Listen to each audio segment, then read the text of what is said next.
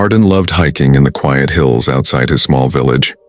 The hills were peaceful during the day, birds singing, the scent of pine in the air. But that night, everything felt different. He had stayed out too long and now the sun had set, leaving the forest bathed in pale silver light from the full moon. The silence was heavy, almost suffocating. He adjusted his backpack and quickened his pace, trying to follow the narrow dirt path back home.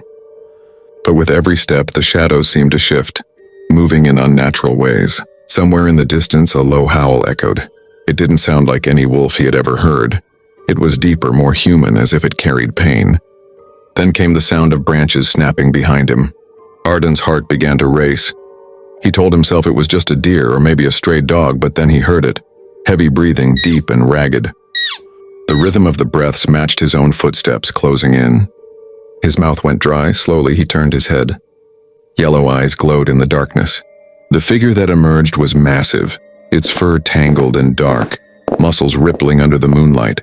Its teeth gleamed wet, and its long claws scraped against the stones with a sound that made Arden's skin crawl. The creature took a step forward and whispered his name. He froze. No one knew he was here. The voice was broken, almost human, but filled with hunger. Memories flooded back. Years ago, his cousin Damar had vanished during a hunting trip under a full moon. People said it was a wild animal, but Arden's father had warned him never to enter these hills at night. Before Arden could speak, the creature moved, faster than his eyes could follow, and pinned him to the ground. The smell of blood and damp earth filled his nose. He struggled, but the beast's strength was inhuman. Its claws tore across his arm, burning like fire. The last thing he saw before blacking out was the moon above, impossibly large and bright. Arden awoke in his bed at dawn. His clothes were clean, his body unhurt, except for faint, strange marks shaped like wolf claws on his arm.